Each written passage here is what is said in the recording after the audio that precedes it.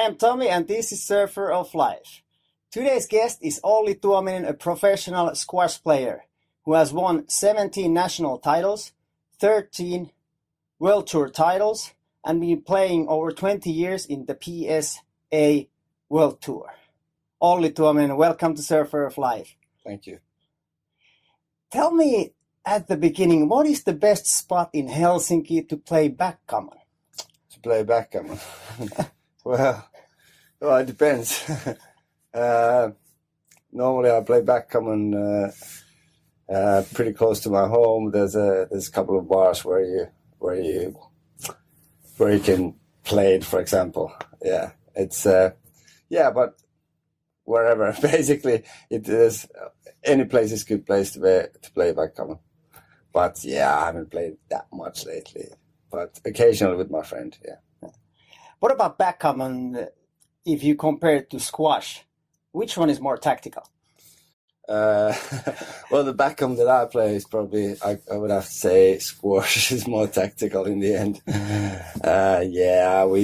My backgammon has never been that serious altogether. It's just having fun and spending time basically. I did this now second time. I forgot to mention something very important when I was introducing you. You have also won the European Championships. I say it now, but we'll get back to that later. We all do have a start for every sport and profession and whatever. And what is your start for squash? When did you actually put on a racket on your hand?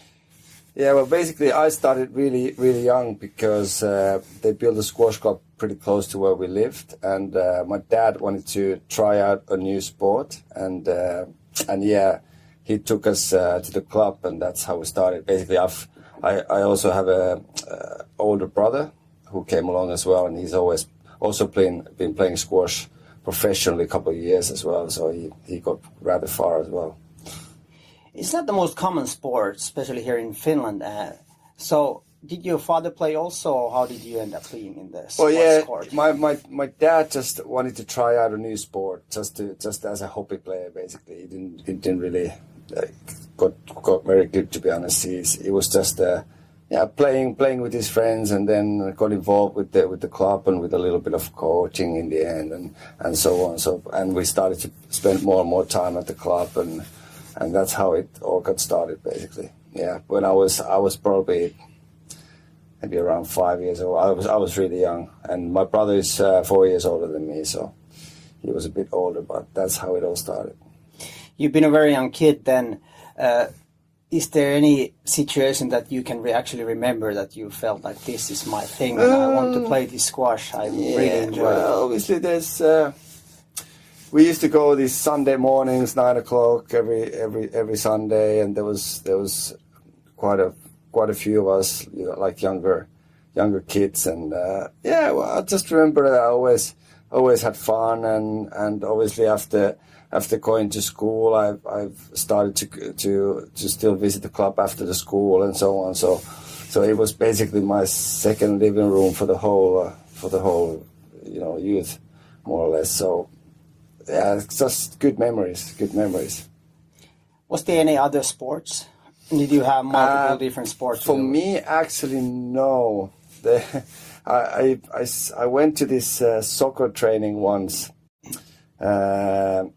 and it didn't really end up too well. It was quite late in the autumn, and it was rather cold, and we had to put the number shirt on top of the jacket, like the thick winter coat, and it didn't really fit. And I actually got fed up with it at that point, and I just left home. I told my mom that this is it. I'm not gonna play football, and I left home after that. So that was the only sort of sport that I tried to sort of start playing. I don't know if I had a couple of friends playing there as well, but it didn't really work for me that well. And I've always been a squash player. Obviously, I've played in the school, and I've sort of played other sports as just to, as a hobby and to have fun, but not that seriously. Yeah. What about an individual sport you play against the opponent? As a young child, also you learn to lose and win all the time. How did you take those games that you lost when you were younger? I think being like having an older brother, you learn to lose from there as well, because he was 4 years older, so he was a lot stronger and better, obviously, in scores and in everything else that we did in the beginning. So I think that taught me a good lesson for life. I think I've always been pretty okay with losing as well, although of course when I got a little better, I was playing quite a lot. So in the juniors, I didn't lose too much in my own categories. Like in Finland, I used to be the best in every age group, more or less. So yeah, but I still think that I took whenever I was still playing. There was a lot of competition in squash at those years when I came up, and I always played with the better players as well. So I guess that's how you learn. That's how you learn that you cannot always win, but then you get hungry to win, of course, to get the wins from certain players. So it's, yeah, I think I've been quite okay. Obviously, it depends on the way you lose and how you perform yourself and so on. But I think I've been rather okay about losing. What do you think for younger athletes? Is it good to sort of learn to lose also, or is that the right word for you? Well, what do you think? I think it is. I think it is, of course. It's obviously if you always win, it creates sort of illusion that everything goes well, and then when it really hits you, obviously the life sometimes it cannot be it can't only be winning. So it's, I think it's good to learn these things when you're young already, so that there's no fantasies or illusions that the life is only winning. You already mentioned that you were pretty much winning all the categories, and when you were a younger player. What was the point you realized? Was it already then that you can actually be very good in this sport and do very well also in the national course, international course? Yeah, it was when I was at the high school. I started to play. Obviously, I was playing a lot of junior tournaments earlier on outside of Finland as well. But then when I was I was playing under 19 category, and I was doing quite well in the tournaments outside Finland as well, and that's when you realize that, yeah, actually I could probably do quite well. And then the change from juniors to professionals, because I was playing both in the when I was between 17 and 18, I become a member of the PSA, the world's Players Course Federation, and I started to play the professional tournaments, the smaller ones, and then still playing the important junior tournaments. So that's when you realize, when I started to do quite well in the professional tournament, that was basically the bigger point.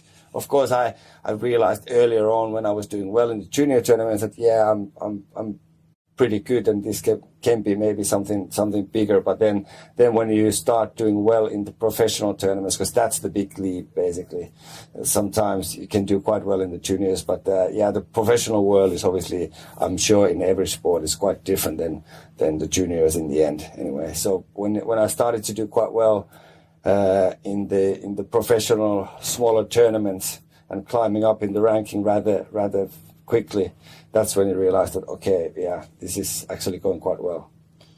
Can you still remember your first game in the professional fields in the tournament? First game ever. So long ago already.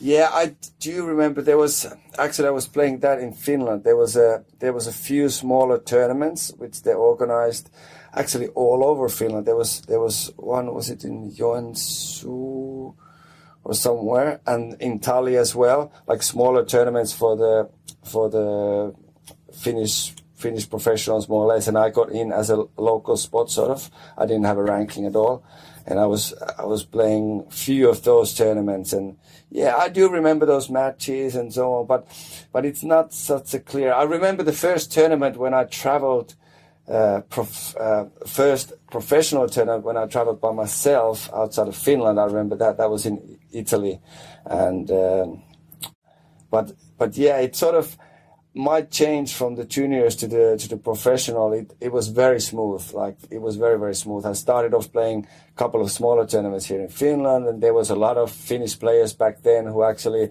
was traveling with me and playing the same tournament. So it was sort of easy transfer for me. So that's why it maybe doesn't hit me so much, and I don't remember it that well. But yeah. Well, 97 you had your first games as a professional, and then already 98 you actually got some medals in the team competition in the European Championships. Yeah, that was the first. 98 was the first year that I was I got to the national team, and we played the Team Europeans in Finland and became second. That was really good. I was the reserve. I played only one match, but I won it against Switzerland. I remember that match because it obviously, being part of the team and winning one match for the team, it makes me feel more like being a part of it. So obviously the big boys played all the more important matches, but I was still in the games, kind of. So it was nice, and obviously winning a medal in Finland was a big thing for the whole team and for Finnish sports, of course. What about it's an individual sport, but it is also a team sport? Which one you like better, when you play the national team and you play for the team, or just by yourself? Well, there is a difference, of course. In a way, most of the matches are individual. The more important matches are individual matches, obviously, and individual tournaments. But yeah, I think the team competitions, and I do play quite a few leagues outside of Finland where you play with the team. I think it's quite nice as well. You're part of something, and you have sort of teammates to support you. And it's not necessarily only what you do on court, but it's also supporting the other and coaching the other players and so on. And you don't have to take all the responsibility yourself, which we've obviously used to do. But yeah, I think, well, especially nowadays in the end part of my career, it's also nicer to have the more social side of the team competitions. So yeah, it's different. It's a little bit different, but squash itself mostly, yeah, individual sport. Important tournaments, individual tournaments. That's how it normally goes. Is there a difference between the pressure you have when you play for the team or just for yourself? It is different kind. Like you feel in a good team competition, you feel like you actually play for the team. You're not only playing for yourself. So it's a different kind of pressure, you know. But yeah, like at the moment, I sometimes play even better for the team because I play for someone. So it depends. It depends. Well, 97 you got your first European medal, and what happened after that? It just actually continued very well. Can you tell me about that? Yeah, I won. That was in Finland as well. I won the junior under-19 Europeans in Finland, and then after that, going to army in 99. It was basically after the army when you have to, well, you kind of make the decision what to do with your life a little bit. Do you want to, like, if you start to study or you get a job or and my ranking when I got out of the army, it was around like top 40 or so in the world. So it was basically that the army year for me. I went to the sport army in Finland. So it was the first year, first full professional year for me. I played 15 tournaments during that year, which is quite a lot actually. Average we play around 12, 13 tournaments. And that was 15 tournaments, and it got my ranking all the way up to top 40.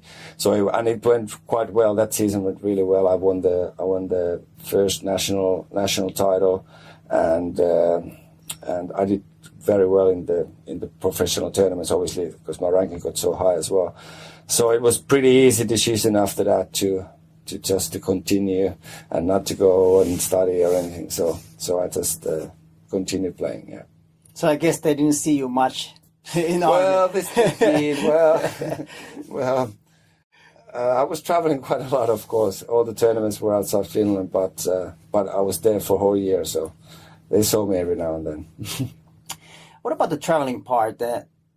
I know here in a small country, Finland, the team sports are more supported. Like let's say these basic ice hockey and football. But what about as an individual sport? You have to actually fix the things pretty much by yourself. How does it go? Yeah, well, basically, I think most of us here, like smaller sports nowadays, especially squash nowadays, it's a bit smaller sport than before. We do everything by ourselves, more or less.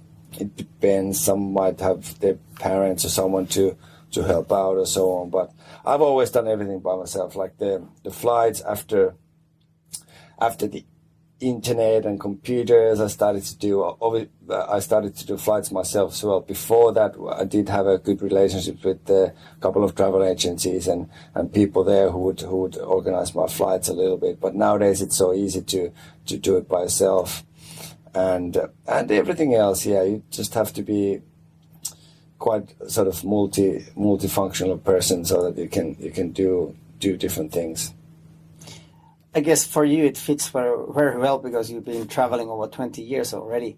That I don't think it suits everybody because it's a lot of work. I think you have to concentrate on your game, but still you need to do all the other stuff around. Yeah, it's just a part of it. The bigger part is the traveling itself. Like that's something that doesn't fit to everyone. Like some people don't want to be away from home as much as you have to be in this sport, particularly because most of the tournaments are outside Finland. So that's the hardest part. Of course, it takes a bit time and extra hours to get the flights sorted and so on. But yeah, you get used to it, and sometimes it can be even fun if you find the good flights, exactly what you want. It actually creates a feeling that, yeah, this is another small victory in life, kind of. But of course, it goes the other way around as well.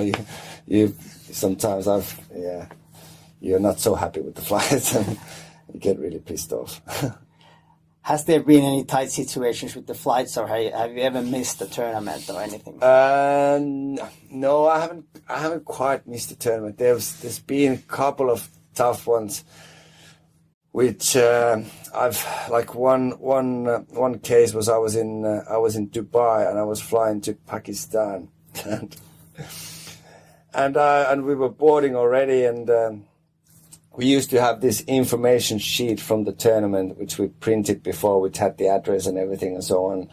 And nowadays it's all obviously on emails and so on. But for some reason, before boarding, I was one of the last ones to board as well. I was looking at the paper, which I had the information paper, and said so Islamabad. And the flight which I was about to board was in Karachi, which is a different city. So I was quite young at that time, and I was thinking what to do now. And quick decision was that I offload my luggage and stayed in Dubai and organized another flight from there. Other one would have been that I could have flown to Karachi and then organize a local flight, but that didn't feel so nice, to be honest. So I stayed in Dubai and I got another flight to Islamabad. Spent the whole night Dubai airport and managed to get to Islamabad on time and won my first match. So it was all well worth it, basically, in the end. But it was quite tough, and I was quite young, so I was already thinking going back home or so. But yeah, I made a few phone calls and they encouraged me, try to get a new flight, and yeah, it all worked out in the end. And you won your game. Yeah. How can you focus after that? Because there's a lot of pressure and this hassle and the flights doesn't go. And how do you actually be able to focus? You just go and push. And actually once I got there, I got there in the morning around 8 or something, and I got to know that I'm actually playing the first match that next day as well at 12. So it was actually quite soon after the flight. So I don't know. You just push, and after all that hours at the airport and traveling that far, you just gotta do the best you can. And I managed to win. That was good. When you're young, you can do amazing things sometimes. What about traveling itself? I guess you like it because you've been doing it so long time. Or when you've done, obviously, I've had such a long career, so the feeling about traveling has sort of changed as well during all this time. So I guess when you travel enough, it just gets a little boring. It gets more like feels more like a job in the end, and that's never nice, is it? So yeah, before it was kind of nice to see all these new places and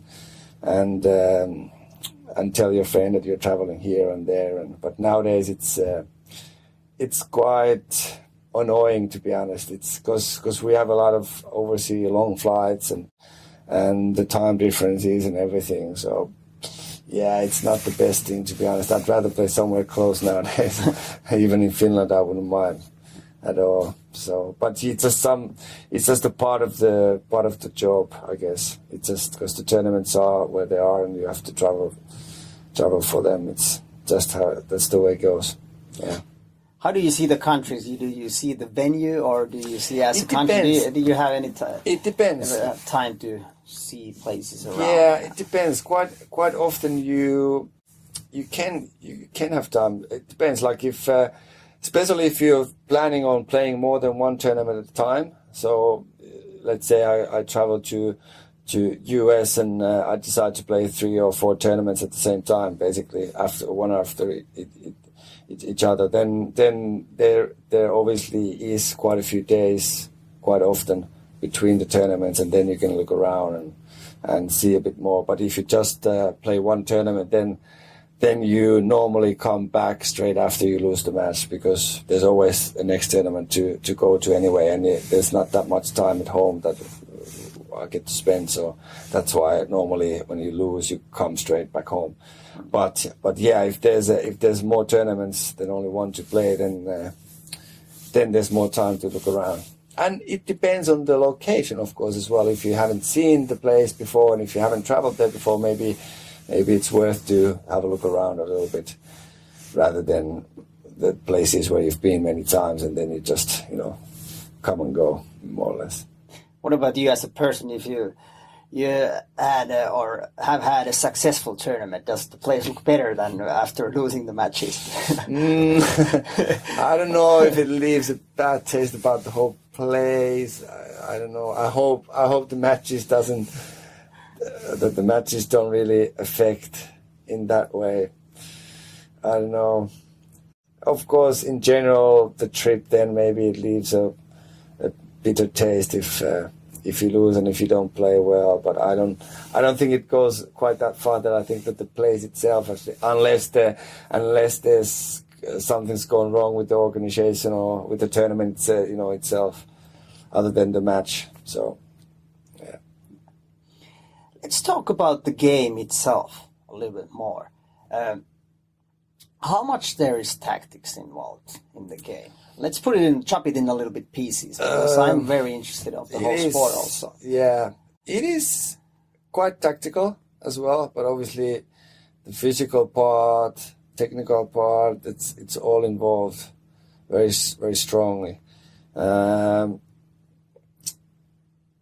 And what actually is also nice in squash, there you can be different kind of athletes that actually do well. You can be tall, you can be short, you can be really slim, or you can be strong person, and there's a different kind of games that people do get all the way to the top.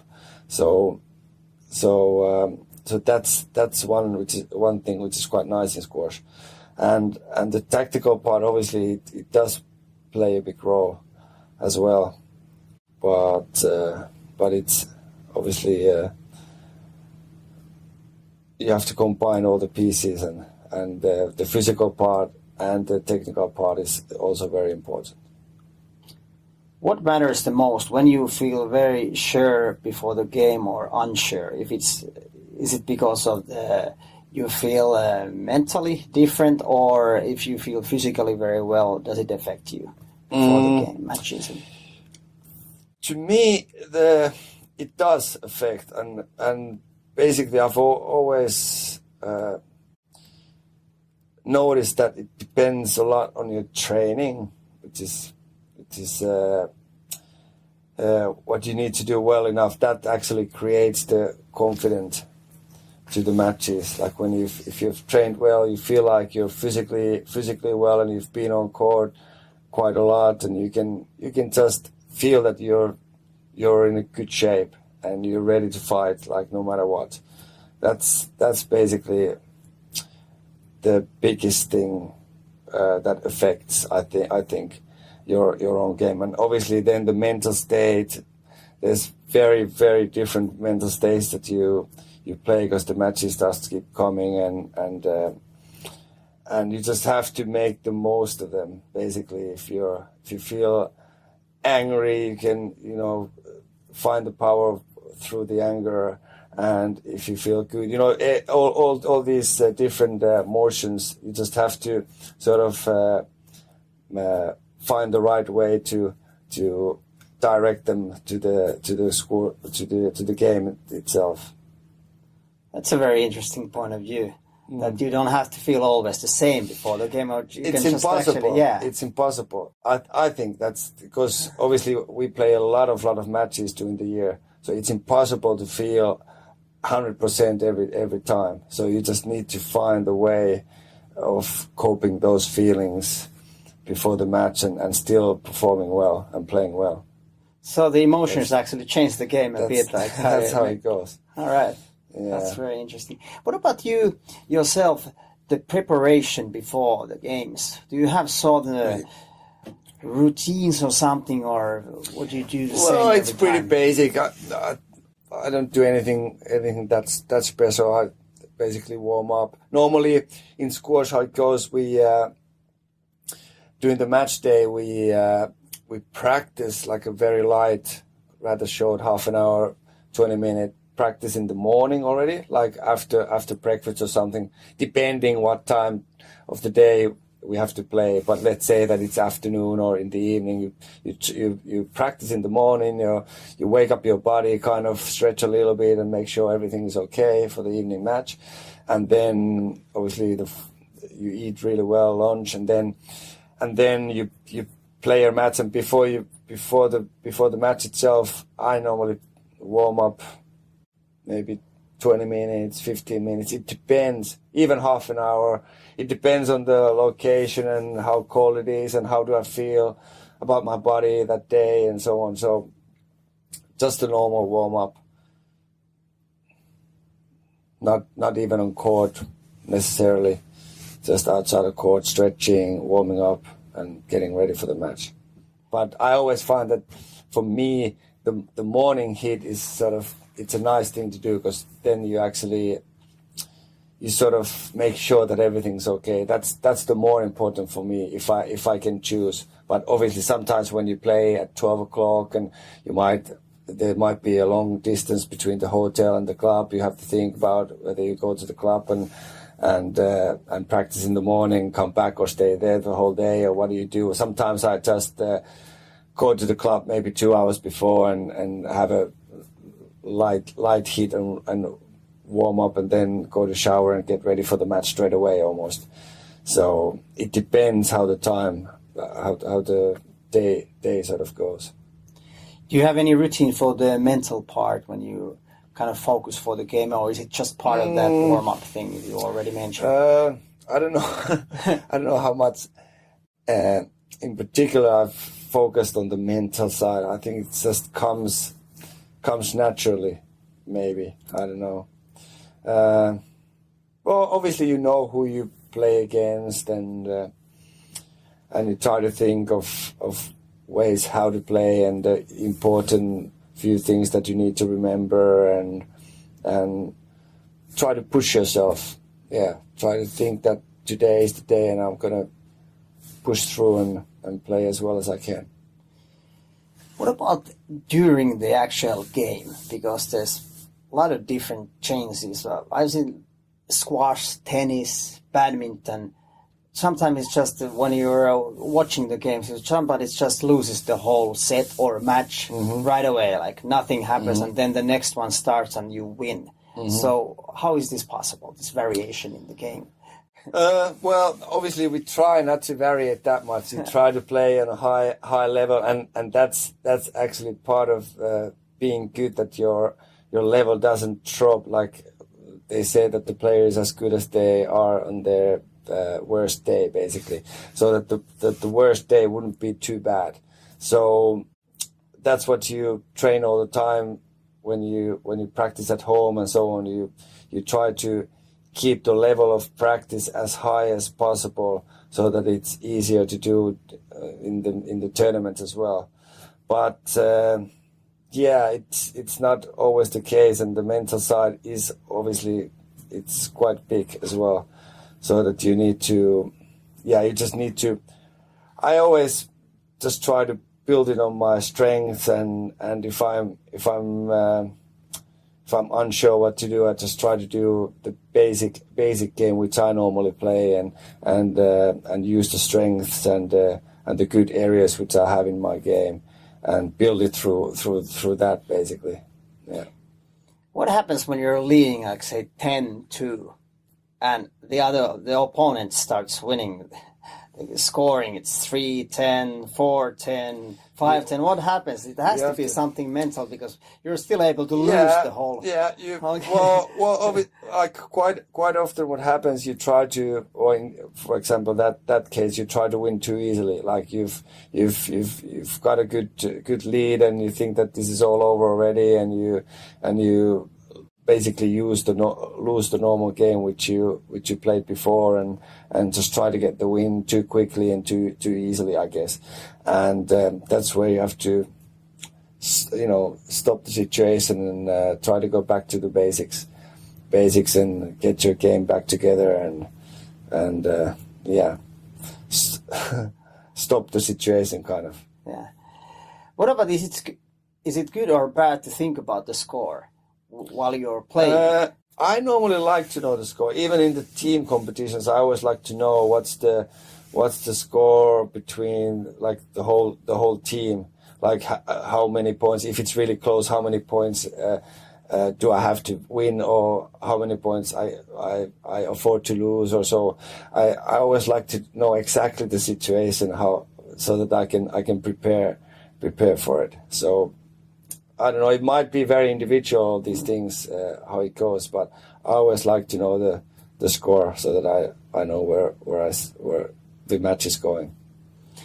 I was already talking about the games or sets, or what you call it, and is it part of tactic also, that sometimes kind of feels like the player's just giving up one and concentrating on the next one? Well, it can be, There are situations, where sometimes there's some players which start off really bad. Sometimes it takes a little while to get into the game and get your body moving, or whatever, get your game going, and you might lose the first game pretty easily, but then you dig in and get into the game better. Or there might be situations where you might get a little tired, and maybe you're 2 games up, and the third game you feel a little tired, and you have a bad start in the beginning, so you maybe give it up. Of course, you hit a few balls and get your, try to get into the game a little bit, but you don't push too much, and you just sort of give it away, and then you push in the next one.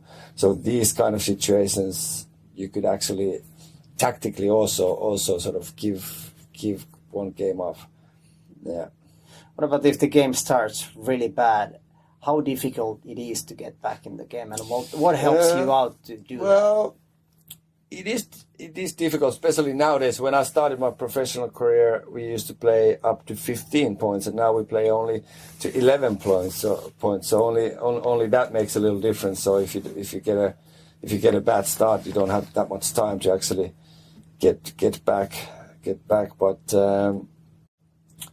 But yeah, in sports and in squash as well, it can change really quickly, the momentum, kind of. So if you still feel that you want to get into the game, obviously, because you want to do well in the next game, even if you lose that one, it might suddenly just turn around quite strongly, and then you might end up sort of getting the game back in control, and you might get a few points, and then you realize that, oh, I'm pretty close to the opponent already, and I could also win this game. So it happens. Still a little bit before the game. Are you ever nervous before the game? Yes, quite often. Especially I remember when playing the bigger names and the higher ranked players, you don't quite know what's going to happen, and is it enough, what you can do on court, and also if you if you do well enough so that you don't get completely chopped, and you don't want to embarrass yourself as well. And I guess that's been a little boost as well if you think of it that way. I remember a few matches when I was thinking, I hope I don't make a fool out of myself, and then I end up playing really well and even winning. Okay. So that's one way of looking at it. But yeah, of course we feel nervous sometimes, and during the game, obviously, if it gets really close, you feel nervous. You don't want to make a mistake, and you're thinking, what should I do? And maybe you're a bit more patient and so on. I felt it when I was playing ice hockey as a goalie, and when I was too nervous, I realized that my body is not functioning very well. Have you noticed that yourself? Yeah. Then we always, especially in Finland, we have this tactic that when you feel too nervous, you just have to hit as hard as you can, few rallies in the beginning, and just run, try to pick up all the balls and not to think too much, and it'll loosen you up, and you get into the game, and it's all going to be well. I don't know. Okay, let's jump back to your career, which is still going strong. We spoke about victories already and the European Champions medals, but then it took a while when you actually won your first individual European Championships medal. So there was a big gap between, was it 9 years or something? Mm-hmm. How did it go during that time? Did you always had it on your mind that you are going to win something big also, that it's kind of like going towards to be honest, in squash, the main focus has always been the professional tournaments. So the Europeans actually hasn't been the main target. And before I won the Europeans 2012, I did win a bronze medal before that. Was it the year before or 2 years before that? Yeah. But anyways, it's always been more. I've focused more on the professional tournaments, and those tournaments. Yeah, I've done. It depends a little bit which tournaments you choose to play as well. You can win a smaller tournament, but if you only play bigger tournaments, obviously all the best players in the world will be there, so it's a bit more difficult to win those. So I think the biggest tournament which I've won was $25,000 tournament, which in our sport is in sort of mid section.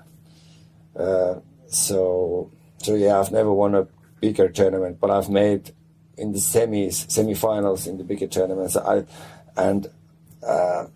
a squash player, I find that being a better achievement kind of than winning a smaller tournament, even though you don't win. But if you get to the semi-finals, for example, U.S. Open or Tournament of Champions, which I've done, I think those are sort of better. I've beaten better players to actually reach that far than winning a smaller tournament. What is the impact on you when you go far in those very good tournaments, or as you said, you won those smaller ones?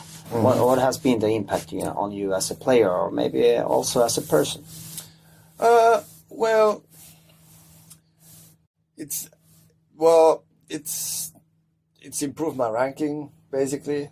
But as a person, obviously, it's nice to do well when you've practiced hard and you try to get better, and then you sort of get the reward from for all that work that you've done. It's really nice, and it pushes you forward, of course, as well.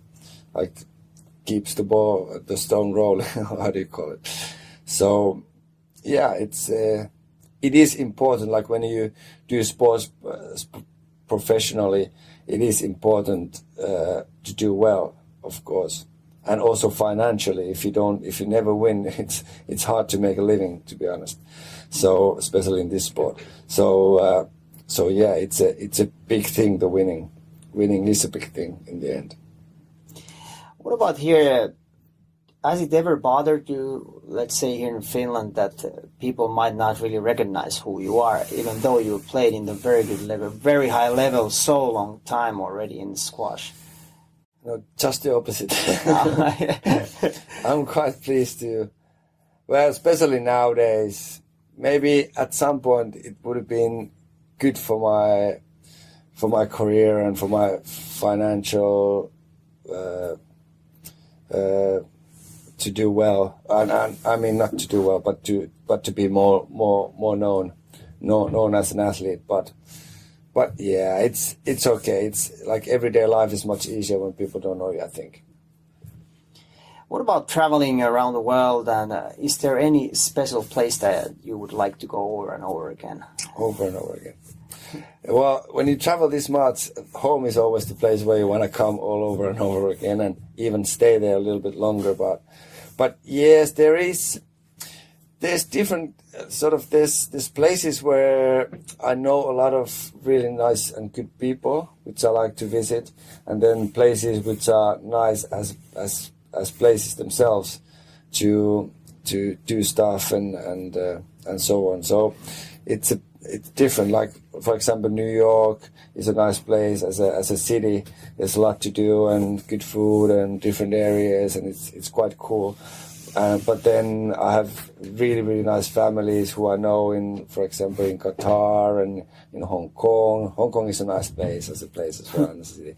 But yeah, it's a bit different. Like there's one family in Detroit, American family who I've known very, very long time, and it's always nice to go and meet them.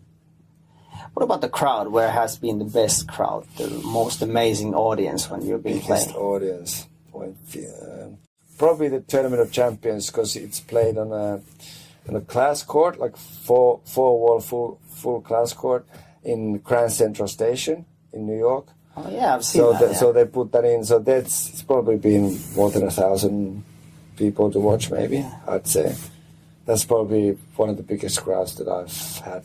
Not sure about the US Open semi-final. That must have been quite a few people to watch as well. You don't pay attention to the crowd that much when you play. Yeah, I was thinking that. Can you see through that glass when you were playing? Can you see the audience around? Not too well. Behind the back wall, of course, because that's normal. That's see-through glass. But all the other walls you cannot really see through that much when you play. You just see the ball. I think it's better to see. Yeah, it's more important. Quite important. Yeah. The game is really physical. It's really intense. I've been, well, let's say trying to play it occasionally and just done after. And of course you have to read the game very well, I guess, that you don't have to run all over and try to chase the ball. But how do you're not a young puppy anymore, so how you been able to actually stay in so good shape that you're still able to play in the top level? Well, I think there's a few things that has helped me. I think one is because I've played this game since I was really young, obviously, and I've always kept my body in a pretty good shape, and the base work that I've done has actually been rather good, I suppose, and made my body strong the right way, so that I haven't had many injuries, and I've been really healthy basically because of that. And then maybe my height and the body, how my body is built, is one thing, I guess, as well. I'm rather lightweight and not very tall, so I think that helps. That has helped me quite a bit to stay fit and help me to keep on going this long. What about the most intense years when you've been playing? How many hours a day or hours a week you've been practicing? Well, during the summer in squash, the summer is normally the sort of off season, or when you start to practice then, and you can practice more. You do the off season first, and then you start to practice. So in the best years, I trained 2 to 3 times per day, and I don't know how many hours per week, 25, something like this. Yeah, it's pretty heavy, but it's also how you practice. Like squash, like you said itself, it's quite physical. So if you really work hard on court, it is a very physical. So if you do 2 good sessions on court during the day, it's quite tough. So yeah, you need to recover as well. So you also have to remember that, especially nowadays when I don't recover as quickly as I did before. So I need to give myself more time to rest. Have you ever suffered from over conditioning? I don't know if that's the right word in English, but I say it now. Not me. I don't think so. I just not that I know of. Yeah, I never have had like big collapses, like physical collapses myself. So I've always been, I guess I've taken enough time off as well, between hard training as well. So yeah, you have to, it's good to acknowledge and feel your body and keeping track where you go and think what you do as well. It's like you need to, once you're actually able to train hard enough so that you feel really tired, you have to acknowledge that you need to rest afterwards as well. Like if you just keep going, it just never gets you anywhere. You just get more tired and more tired. You need to rest and recharge the batteries, and then you can train hard again. It's quite logical as well in the end, but of course some athletes or coaches insist too much and don't read the game well enough, and then bad things happen. Yes. Yeah. So listening to your own body is very important. It is. What about rest, sleep? Do you have always always is a strange word, but do you think about how many hours you should sleep during the night or anything like this? Actually, in my case, personally, I don't have very set rhythm of life or the day of sleeping anyways. It's probably, I don't know, it's quite individual, and obviously when we travel and you get the jet lags and time differences, that changes quite a bit as well. But I try to sleep enough so that I don't feel tired. So obviously some nights I don't. If there's a lot to think about or a lot to do, I might not sleep so well, or it takes a couple hours to get sleep when I go through things in my mind and so on. But then afterwards you feel it, and then you feel more sleepy, and then you sleep more the next night. And being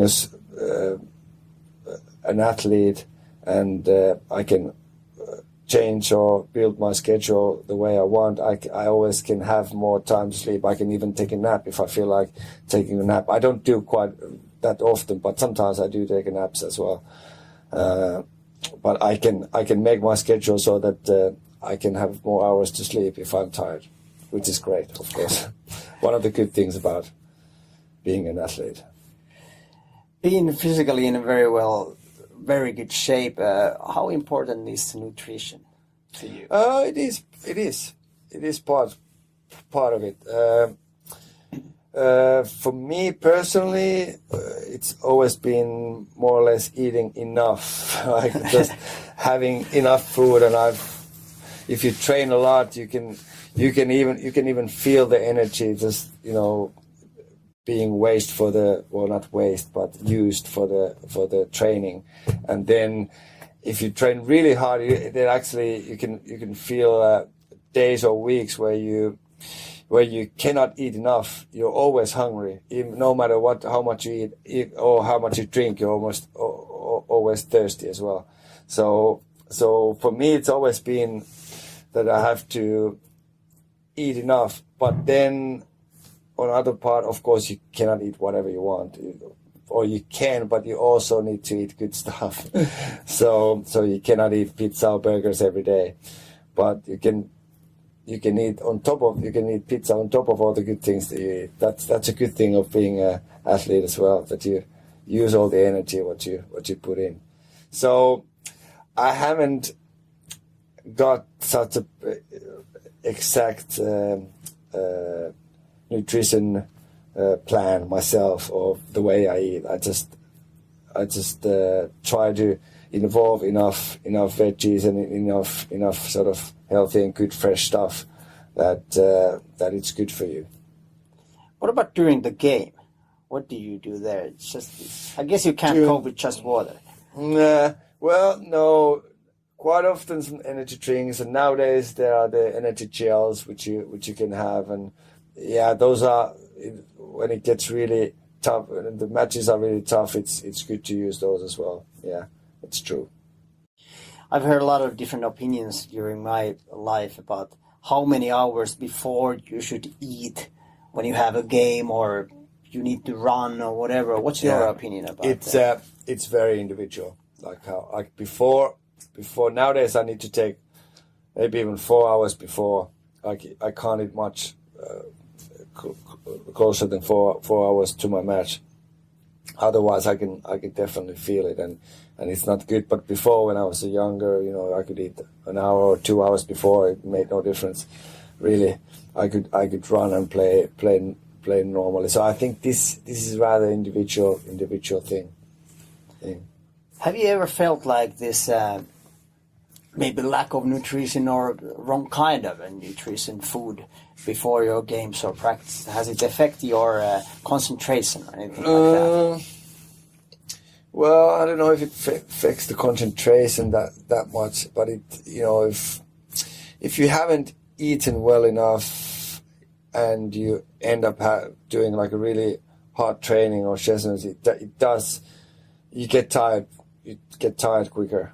Just simple as that, I guess. Yeah, you can feel it in your body that you're sort of not feeling well, and that you get tired, get really flat really quickly.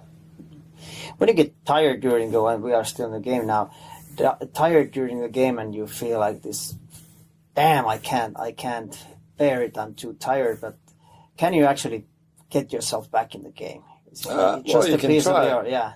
You can try. Like obviously in squash there are ways that you can try to slow down the pace of the game and try to be more defensive and try to do a little less. Like in that way, maybe you don't have to do quite as much work, and you try to. You can sometimes turn it around, and of course you don't know how the other one is feeling either. So if you just hang in there long enough, the other one might slow down a little bit as well. There's been a number of occasions, like normally, like how I used to see it, especially in the past, if I start feeling really bad, it's a good thing because the other one must feel absolutely terrible. So that's the way I've always seen it. So if I feel bad, the other one must feel even worse. So that was my thing back in the days. Well, one of the things which I thought about if I felt a bit tired or a bit tough, it's that the other one is feeling even worse. Hopefully. Yeah, mindset thing. I guess. Yeah. What about you mentioned about the pace? Can you control the game when you're doing well, and how does it go? For me, as a hobby league player, whatever, it feels like, okay, now I'm winning these scores here. I am 2-0, 3-0. Just I kind of feel like I need to serve right away, that the other player is not part of the game. Yes. Is that what I explained? Yes. Well, in squash, obviously the serve comes rather quickly anyways. That there's hardly even 5 seconds of break between the rallies. But there are ways, yeah. Like you said, if you're having a good roll, you can try to serve quicker and keep the momentum going as long as possible, and you can maybe acknowledge the things that you're actually doing well and what gives you those points, and try to keep that up as long as possible. And of course, the other way around, if you lose, you should think straight away, quickly as possible, why are you losing these points, and in which areas of the court, and you're actually losing, and try to change it. Yeah, you should be able to vary and do some changes in your game even while you're playing. How is it in squash? Because I've been working in these tournaments for badminton, and it felt quite hard, sort of, to understand. Of course, I understand that the players are trying to mess up the opponent's rhythm, but they were actually, I heard that the ladies are cutting themselves a little bit using the nails of their fingers, that they get a break. Oh, really? Yeah, to change the rhythm. So, have you seen anything like this I in never squash? heard that. No. Well, I guess some players might take a sort of an injury break, saying that they pull the muscle or twist their ankle or whatever reason. You in squash you can have like a 3-minute injury break for whatever might happen on court. So I guess some players might have taken advantage of that sometimes, sort of. But quite often it's more because they need a rest because they're tired and so on. Maybe not to change if you're not good enough, or just to change the momentum. I don't know. It's not used as much in squash, I suppose, than maybe in badminton. I don't know. How physical it is, because you actually bump into the player pretty often, and there's this let rule, and you are very near when you hit the ball. It can be rather physical, actually, and that's the difference between a lot of the other sports, that we are actually in the same space. And it can get crowded, but obviously in the professional, we know every move more or less, so it doesn't have to get crowded. It depends on the players, and some players are dirtier than the others, and the others are nicer. So yeah, it depends on the players, and it can get rather, it depends. It can get quite physical, but it's okay. You just have to get along with that, I guess. And there are rules, and they are quite rather strict in the end. But there are also, of course, there's also the grey area, which some players are trying to use more than the others. Do you ever get mad at the opponent? Many times. Yeah, many times, and the referee as well. But that's just the way it goes. Yeah. How emotional are you in the game? I saw you now playing. You've arranged this tournament. I'm going to ask you more about the exhibition, or the exhibition game you have before Christmas. And I see you on the court talking to yourself and kind of showing the emotions. Do you recognize yourself doing that? Not too much, I guess. Yeah, I guess in the exhibition match I might have been talking to the opponent as well, because it's a bit more stress-free kind of match, of course. But during a normal competition match, I'm not too emotional. I don't know. You would have to ask from other people who's been watching my games. I think I'm not that emotional. Well, I don't know. Normal Finnish person, I don't know how emotional it can be in the end. Well, you said about the referees. How difficult it is when the referees.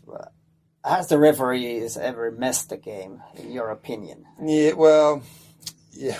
Of course, many times, of course.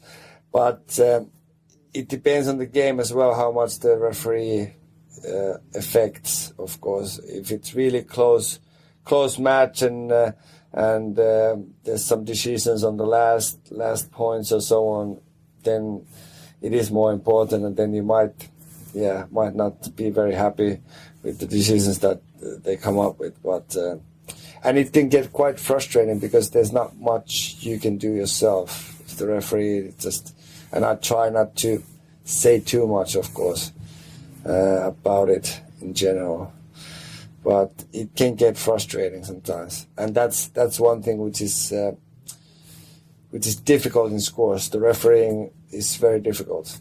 Yeah, even for us players, even though we know how the players move and we can see all the little things which probably normal people won't see, it's still very difficult to referee. Is it difficult when there's a bad call and you're like, what? But right away there's a new serve, you have to be ready. So I guess you've learned to cope with that. Yeah, you just have feeling. To build yourself quickly again and just accept it. Yeah, accept. Yeah, accept and the best thing you can do is actually concentrate on the game. It's not easy sometimes, and I know that you start going through that decision itself and being mad with the referee and so on. But to actually focus on the game and what you can do better, maybe even focusing on how you have to play so that these kind of situations, what just happened, won't happen again, is smarter thing to do than actually, keep thinking about the decision itself. In this very intense sport, there's not much time to relax. But how have you learned to relax between the games? Because there's just a short break and then you go on again. Have you been able to learn to control your body that you can actually relax during that couple of seconds? It's just it's not a big rest. You just sort of mentally have a real break and think about maybe that gives you a few more seconds and couple of minutes to think about what you do on court and what you should try to do and why are you losing some points and what are the good parts that you're doing well on court. It just gives you a little extra time because between the rallies there are not that much. Of course, you should be able to control yourself and the game during the games as well, and between the rallies have a couple of seconds of sort of break to actually think about the next rally as well. But yeah, it's the breaks. I try not to sit down because I want to keep my body going. So if I would sit down for longer, let's say, I don't know how the tennis players do that. They sit around all the time, and my body would get really stiff. Like I wouldn't get out of the chair. I actually rather walk around a little bit or do something like that so that I'm ready to play straight away from the first rally onwards. Have you used any sort of breathing techniques or anything? No, nothing. In and out. In and out. Just breathing. That's good. I mentioned about the exhibition game already, and you've been actually having, was it 12 years already that you arranged that exhibition game, like a Christmas game here in Finland. When was the start for that? Yeah, at least. Actually, we're just talking, every year we're talking about when did it all start. And at least 2005, but I think I've done a couple before that. I just can't remember the opponents. I need to look that up or ask some people who's been there to witness that. But yeah, it's just the exhibitions. I'm inviting some players from the top of the rank, well, quite high from the ranking, to come and play the matches here. It's once a year, and the timing before, it's normally like the weekend before Christmas. And it's pretty good timing, I find, because people are more relaxed and everyone is home and no one is working as much, and people in general are a bit happier kind of, and it's been really good good match and good happening, good event every year. Yeah, it's a very good event. I've been there actually 3 times. How do you choose your guest players? Well, well, obviously it's the players who I get along better in the tour, and players who I know that actually are going to do their part really well. They're good players, of course, themselves, but also doing the interviews and so on, that they can handle that well enough. And yeah, basically those are, and most of the players are really happy to come. So it's been really nice. I've got some really good players. So it's nice in general these exhibitions, because I don't play that much in Finland. So it's actually nice to bring some players here and show people here in Finland, because there's a lot of people who know a lot about the game, and they really enjoy good squash. So it's nice to show them how we play and some of my opponents and so on live as well, not only from the internet. Yeah. Does all the players know in the World Tour that you have this game, and kind of expecting to be invited? There's because it's going on quite a few years now, and yeah, I think a lot of the players, they know already that I've got this going, and I've only brought one player twice, I think. Yeah, normally I try to choose someone else for every match. So different guy, and also maybe different countries and different styles as well. Trying to show different styles of squash as well for the people.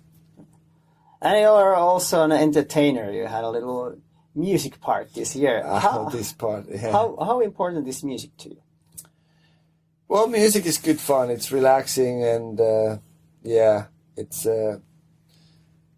relaxing. I just play by myself mostly. I don't perform. Only very, very special occasions I perform. But yeah, it's good fun and relaxing thing to do at home. Yeah.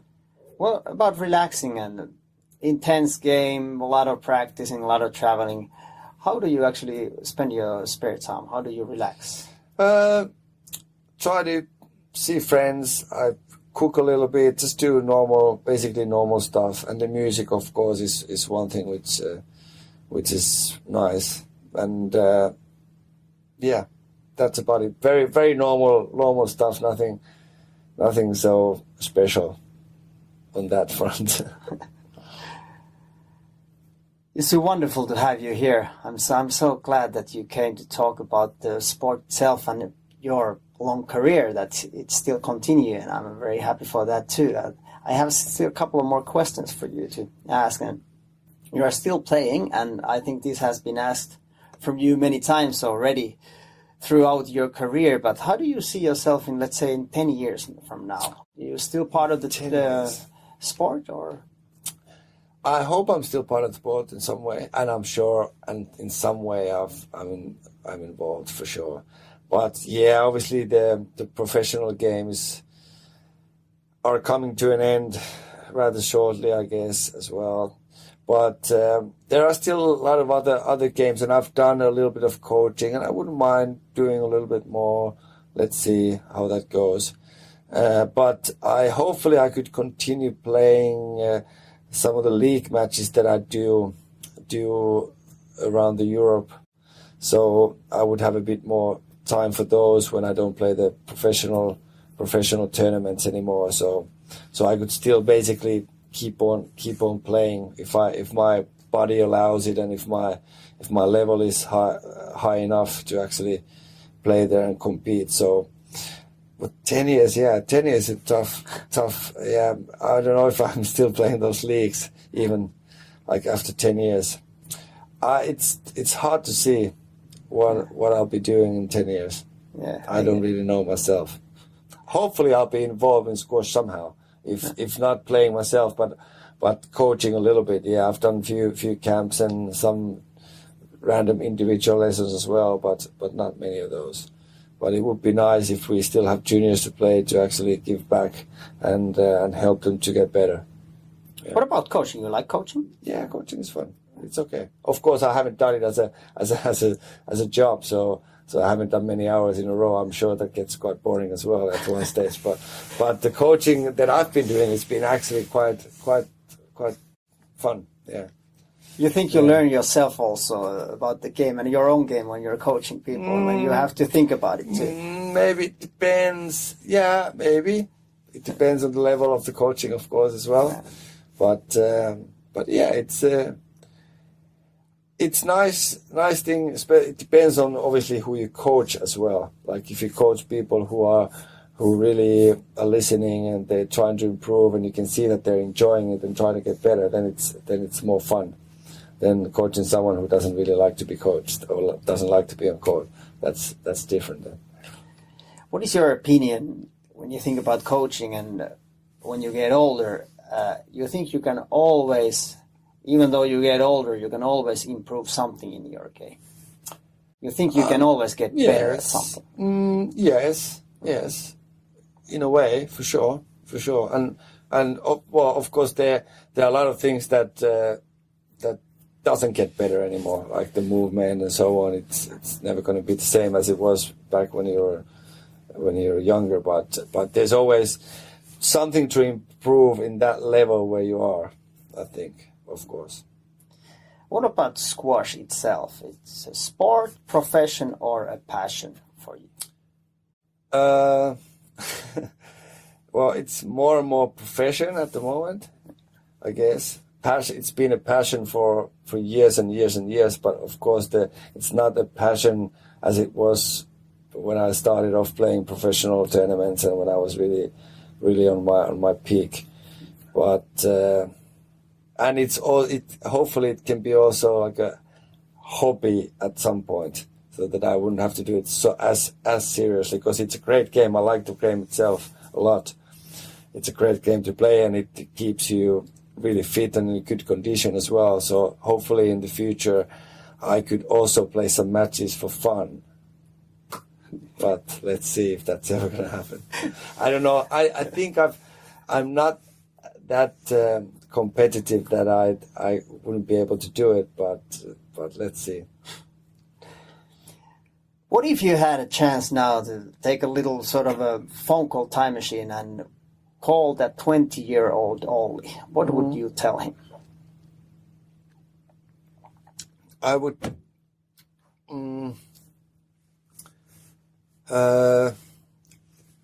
tell to focus more and push harder even. Like for some reason, like when my ranking started to go up, it was so somehow natural thing that I didn't even sort of notice it. That all of a sudden I'm top 15 in the world, and I think I could have done some. Obviously, I always want to think that I could have got make it to the top 10 as well. But that I could have sort of realized that I was actually very, very good, and maybe focus even more and do things even better, and see how well, what that would have done, if, like squash wise, career wise, and yeah, in life in general. I think I'm quite happy on my like that I continue playing and have been playing squash. I think it's been a very enjoyable and nice job, and I'm very fortunate, obviously, that I've been able to do what I like to do as a profession as well. Your best ranking was 13. Is that the sort of for a squash player, that 10 being a part of the ranking 10? Is that sort of like an ultimate goal, or is it just something that happens if it happens? Well, I think it's an ultimate goal when you've been 13, but then if you've been top 10, I'm sure it's more ultimate goal to be top 5 or top 3 or the world champion. So I guess it's never ending if you're ambitious and if you really want to be a good player. If I'd been 23, I'd probably want to get to the top 20. But yeah, obviously I'm quite happy that I've also the factor now when you think of my career as a whole, it's also important not only not only to get as good as possible, but also to maintain the level and to be good as many years as possible, like so that there's not big collapsions, which is good as well. What do you think are your keys to your success and the whole process that you've been able to play this long and you still keep on going? Well, the one big key was like the thing was that the squash was so popular in Finland in the 80s and even 90s that there were so many good players that I could actually train with, and that's why I've managed to be as good as I am right now.